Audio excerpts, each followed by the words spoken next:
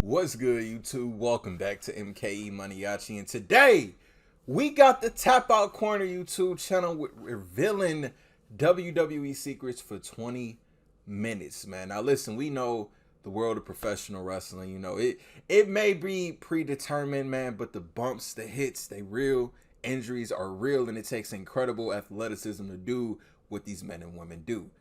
But sometimes the companies cut a little bit of corners, and there's a lot of secrecy behind a lot of the stuff that we see on TV. So we're going to see what this is about. Let's get it. WWE uses a lot of tricks and secrets to create their iconic moments, like when Kane locked The Undertaker inside of a casket and set it on fire. Those flames were real, so how did The Undertaker escape and survive? Well, after being chokeslammed and having the lid shut, Undertaker escaped through a secret door. At the bottom of the casket, there's a section of padding that can be pushed out. Since the casket was right next to the ring, the Undertaker simply pushed the padding out and crawled under the ring. Kane and Paul Bearer intentionally blocked the view so that no one could see Undertaker escaping the casket. 18 years later, The Undertaker avoided another near-death incident when Shane McMahon jumped from the top of the Hell in a Cell at WrestleMania 30. So the casket thing, I remember being a kid. I was probably like 10 years old, 11 years old when Randy Orton set the casket on fire at No Mercy 2005. And I was like, how in the world did Undertaker get out of that? But it's like now looking back on it, they had the little thing underneath the stage where Taker could have went, but that was crazy.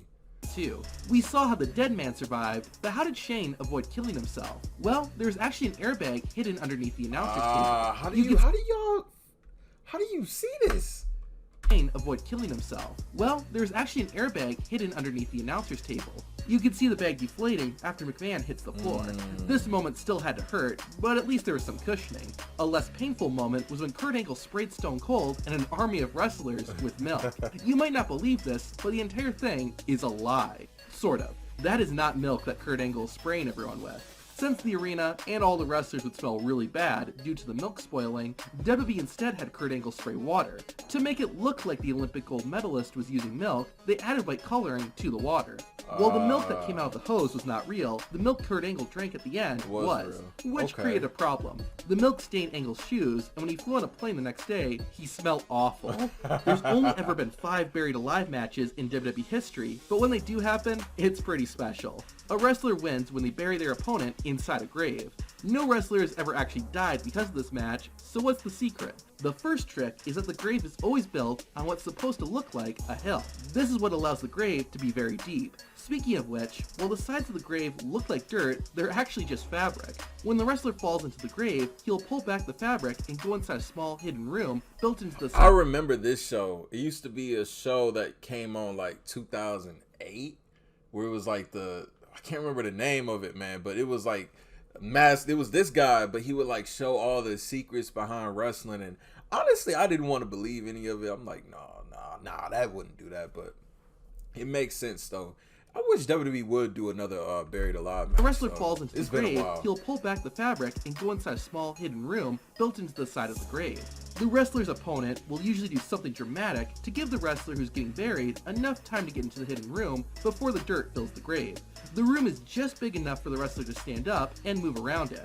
This is how The Undertaker was able to have his hand rise from the ground after the first buried alive match in 1996. That's how WWE does a buried alive match, but what about when Paul Bearer was buried alive under— I remember this. I could tell y'all this before he even tells it. They pre-taped this.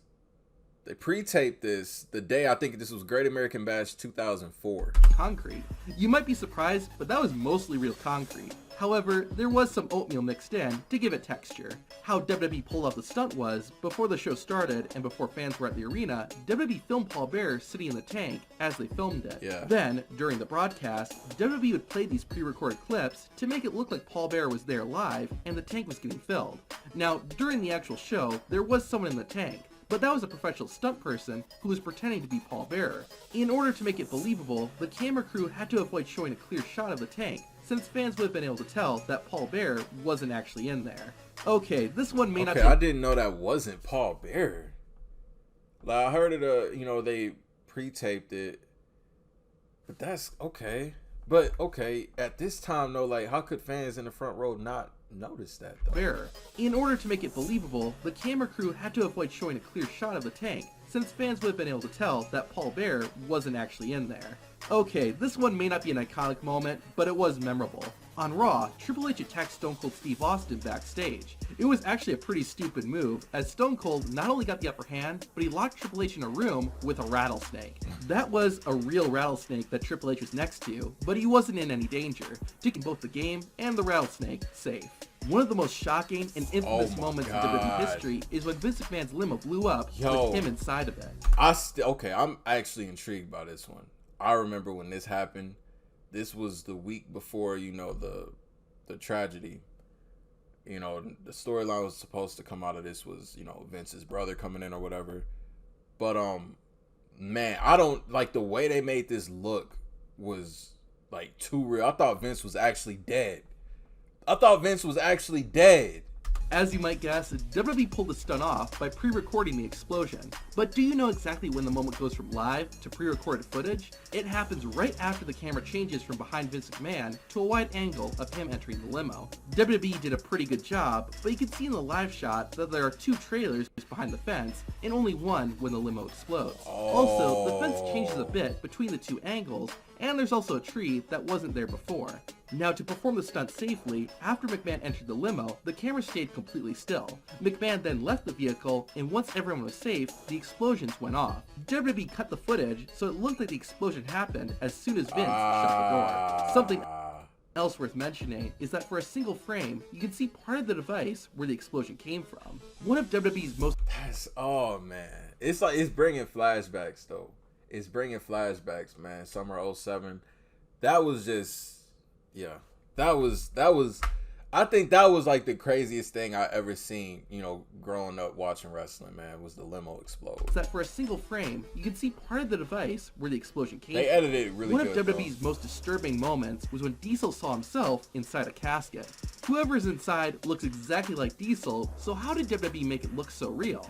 That is actually the real Diesel or Kevin Nash inside the casket. Raw did not air live at this time, so before or after the show, WWE filmed shots of Diesel actually in the casket and edited them in.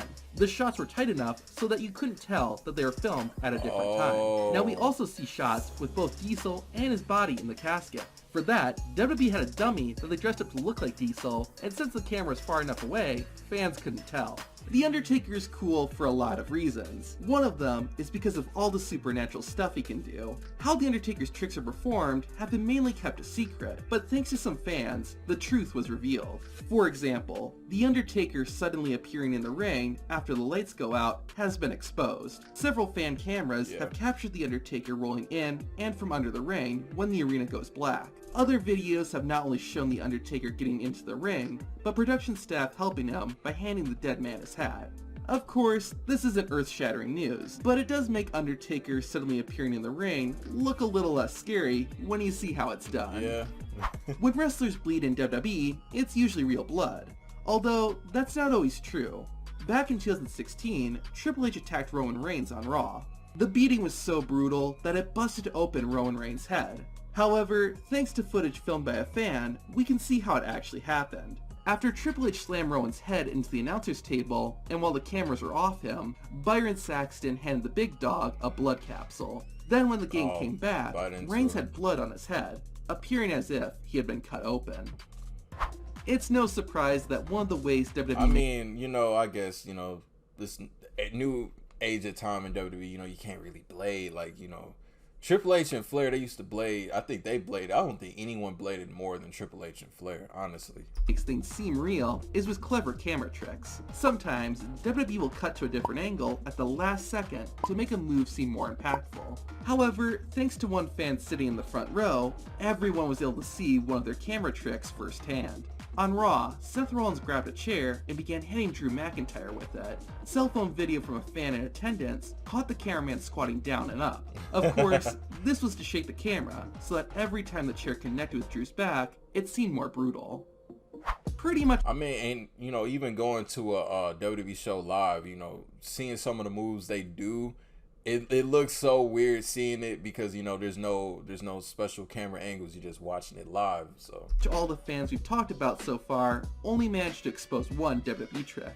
This next fan, though, uncovered a ton of WWE secrets in just a few snapshots. In 2014, a fan at a WWE show discovered a script for Raw that had been left unattended and decided to take some pictures and share them online. The images show the outline for an entire episode of Monday Night Raw and include information like who is the producer for a particular match, how long each match needs to be, the exact lines wrestlers are supposed to say, It is futile to resist. and more. Hopefully no one found out which WWE employee left the script unattended. I was about to because say, Vince McMahon probably would have something he would have liked to say. how do you just leave that sitting around? I mean, I know a lot of them, you know, they sit in the audience during rehearsals and, you know, pre-show warm-ups. So they really left the script sitting around. It would definitely be in the next batch of releases, man. I am no pervert. Wait, that's not right. Yeah! That's more like it. With how many matches and segments are on a WWE show, the ring has to be adjusted throughout the event. The ring crew usually needs to be pretty quick too, since the majority of WWE shows are on live TV. The actual changing of the ring apron and canvas is usually something WWE doesn't show, but thanks to fan cameras, it's possible to see how they do it. While this isn't really a secret, sometimes the ring crew cut things pretty tight. For example, at the 2017 Payback pay-per-view, the production staff were changing the ring for the Cruiserweight match. They might have been short on time or not going as fast, because Neville was making his way to the ring while the crew were still getting it set up. Luckily, the WWE employees got out just before the champion got in the ropes. If you watch this on TV though, you probably had no idea how close WWE was cutting it. I remember most recently when I went to Raw, it was the last Raw of last year. It was The Miz, the main event was The Miz and Maurice's like vow renewal or something. Bischoff was a special person, and I've seen it a few times from a few WWE events I went to, but this is the most recent one. You know, they had to take down all the ring ropes. They had to do what they had to do really quick because the commercial's what, 2 minutes 30 seconds. They can probably fill it with the backstage segment to give them more time. But man, the way that, you know, props to, you know, the in-ring, the ring prop guys, the ring guys, because man, they move fast. They move very, very fast. They can change an apron. They can take down the ropes, put up different color ropes. They can do it so fast. Signs are an iconic part of wrestling. It's a way for anyone to show their support for a wrestler, or just speak their mind. A majority of signs that you see in the crowd are real, and are created by actual fans. I actually made a sign that made it on TV. I'm gonna insert it somewhere. Y'all probably see it. It was back in 2017. I made a sign. Yeah, I was on TV for a little bit. However, WWE will make their own signs and put them in the audience to help push their agenda. During an episode of Raw in 2018, fans shared that WWE employees were handing out signs that said, "We want women's tag championships." Just a couple of months later, WWE would announce the creation of tag team titles for the women's division. So is that the same as when they handed out Cesaro section signs? Have you ever wondered why some wrestlers' legs look weird? Well, that's because mainly female wrestlers wear sheer tights under their ring gear. These tights are thick enough that you can't see through them, and there's a few reasons why wrestlers wear them. One reason is to protect a wrestler's legs from getting mat burns. Similarly, the tights hide bruises and other imperfections so that wrestlers look their best when they perform in front of fans. The sheer tights also prevent wardrobe malfunctions in case a wrestler's attire gets pulled during a match. Yeah. Wrestlers pick a pair of tights that match their skin tone, and, with the right lighting, it's hard to tell that they're wearing an extra piece of fabric under their attire. The microphone is an iconic part of WWE, but often overlooked. It's also fake! Sort of. While the microphones used in the arena are real, the ones you see backstage are not. Instead, the audio during a backstage interview is picked up by a boom mic that's not seen on camera. The microphone that the interviewer is holding is just a prop. The reason WWE does this is so that the audio gets picked up clearly, even when there are multiple wrestlers being interviewed, and if the interviewer needs to walk away, viewers at home can still hear. John Cena, because you can't see him. Get it?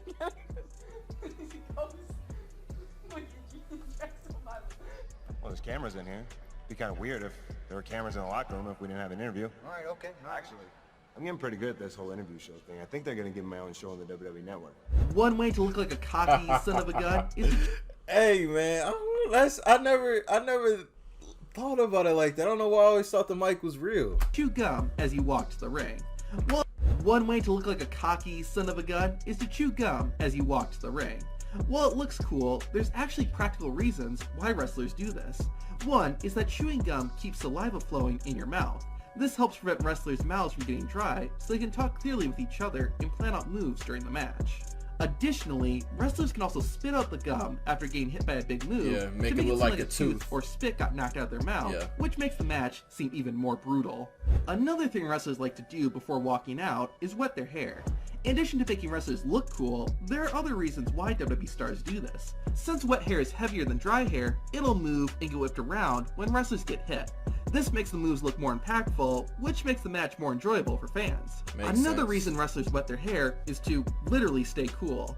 In addition to how physically demanding wrestling is, wrestlers also perform under bright, warm spotlights. To help keep them from overheating, wrestlers will wet their hair before coming out, or in Triple H's case, as you're walking towards the ring. Sometimes, wrestlers do this to keep themselves from being burned. Goldberg would pour water on his head before going out so the pyro he walked through didn't sting as much. Jeff Hardy also made sure he was wet before getting blasted in the face Yeah. by pyro in 2009. That was another scary thing to see because that was just so random. But I knew SmackDown was pre-taped at this time. At this time, I figured it out. I didn't know SmackDown was pre-taped until like 2005 or 6. I was like, what? I always thought it was on. Always thought it was on Thursdays and Fridays. You know, whatever day it would be on at that time. But I was like, if this was live, okay, but pre-tape, they would have cut this part out if it was like legit issue. But yeah, they made this look really like, yeah. Hardy also made sure he was wet before getting blasted in the face by pyro in 2009. After you see this, you'll never look at Randy Orton's power slam the same way again. Watch these two clips and see if you notice anything different. Orton trying to reclaim the United States Championship Sunday. They kind of. Of course, Move in the themselves. first clip, Randy Orton successfully performed the power slam and was unsuccessful in the second. But take a look at Orton's hands. When he hits the power slam, he claps his hands right before performing the move. Notice how in the second clip, there is no clap. This isn't an isolated incident. Take a look at these clips. If Randy Orton is going to give his opponent a power slam, he'll clap his hands. If he isn't, then no clap. This tells the Viper's opponent whether they need to take the move or not. This isn't the only hand signal that wrestlers use. When a wrestler performs a DDT, their opponent needs to know if they'll take the move or counter it. The wrestler executing the DDT tells their opponent what to do with a slap on the back. Like the power slam, a slap on the back tells the wrestler to take the DDT. If there is no slap, then the opponent needs to counter. An example of this happened during Alexa Bliss and Charlotte Flair's match at Extreme Rules 2021. The first time Bliss went to perform a DDT, there was no slap and Flair countered. However, the second time Alexa went to perform the move, she slapped Charlotte's back and the DDT was successful. That's another, hey, hold on. That's another thing I never noticed. I never noticed that. Okay. WWE wrestlers use many other hand signals during matches. When Chris Jericho and Triple H were having a match, the game sneakily communicated he wanted to give Jericho the boot by tapping his quad as Y2J was running toward him. On an episode of Raw in 2014, Dean Ambrose and John Cena were wrestling in the main event. Raw was about to go off the air, so Dean Ambrose made a signal to Cena to speed things up, since they only had 6 minutes left. And for those of you that never been to a live event, there's actually, well, I started noticing it recently, but there's like a little clock on like right by the stage. I think if you're like looking at it, if you're coming out on stage like to the right, it's like a clock.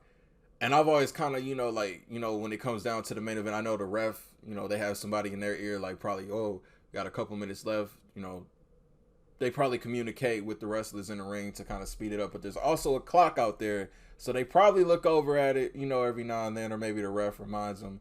At WrestleMania 22, right before Shawn Michaels hit Vince McMahon with an elbow drop from a ladder, the referee squeezed McMahon's leg to tell the boss to brace for impact. Years later, at WrestleMania 29, CM Punk was accompanied by Paul Heyman for his match against The Undertaker.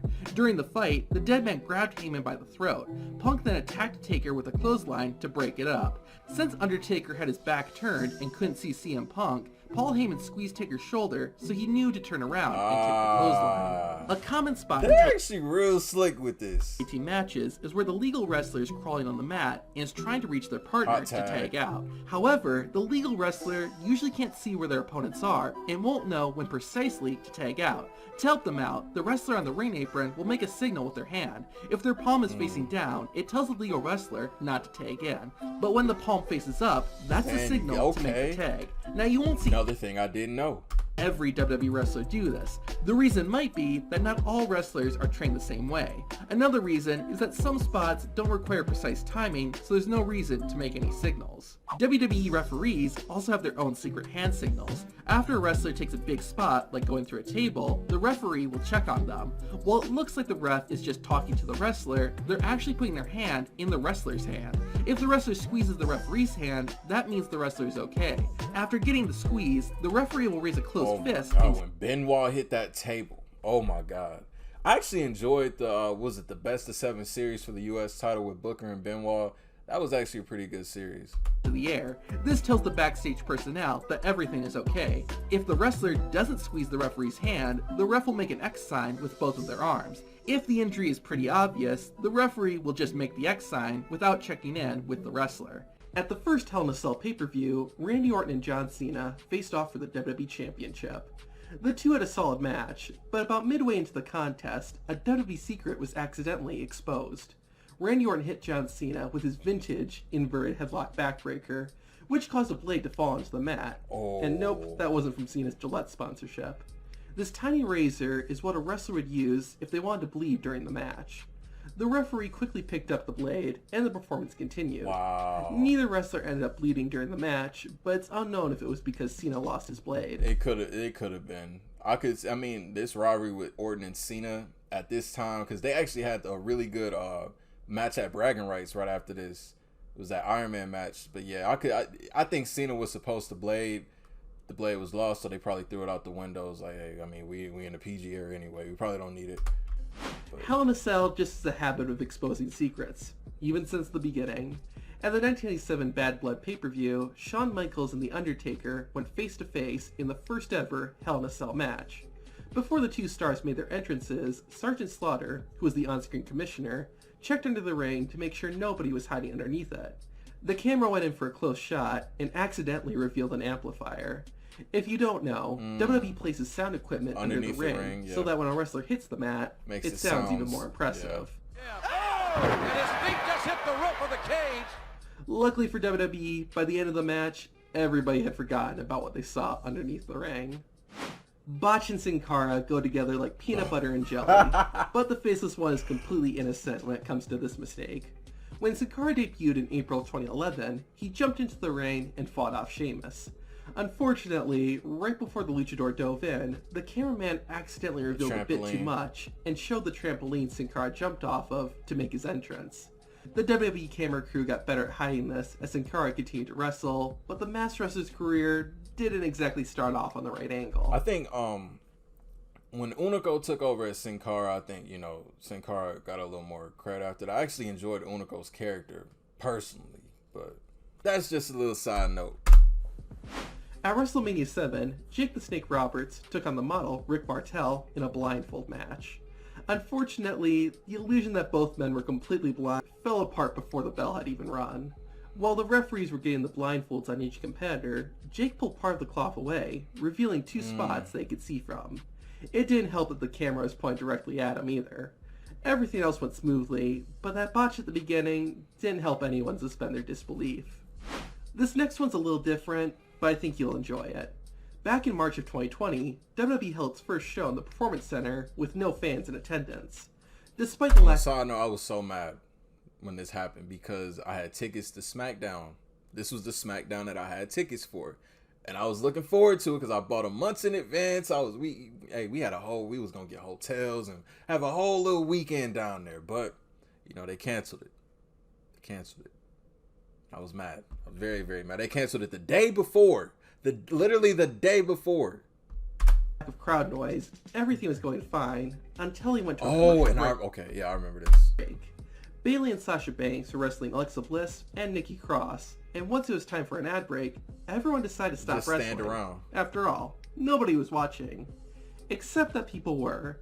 On some of the international feeds, SmackDown returned a bit too early, and all 4 wrestlers were out of character and not wrestling.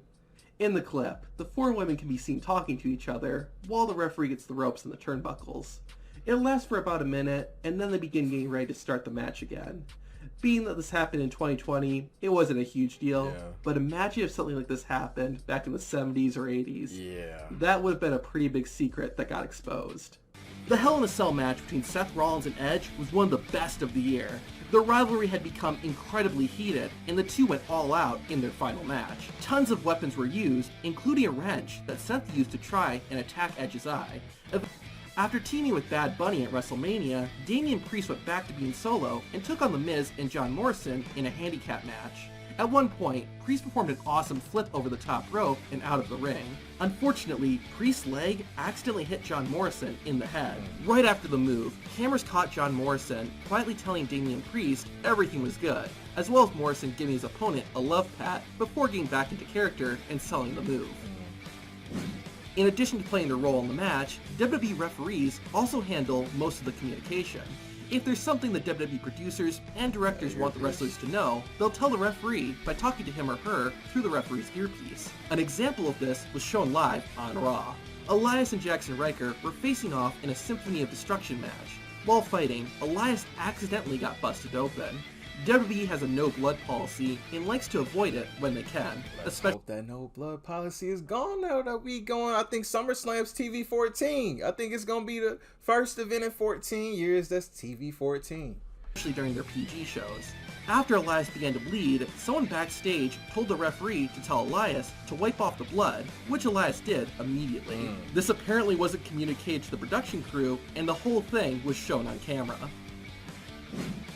WWE likes to make their wrestlers seem larger than life. There's all kinds of tricks and secrets they use to do this, and one of them was exposed live on Raw. Rey and Dominic Mysterio were being interviewed backstage when Austin Theory interrupted. The camera pulled back a bit too far and revealed that the interviewer was bending his knees in order to make the wrestlers seem taller. This is one of the reasons why WWE likes to hire women for backstage interview roles, since they usually don't have to adjust their height to make the wrestlers appear taller. That is funny. That is very funny.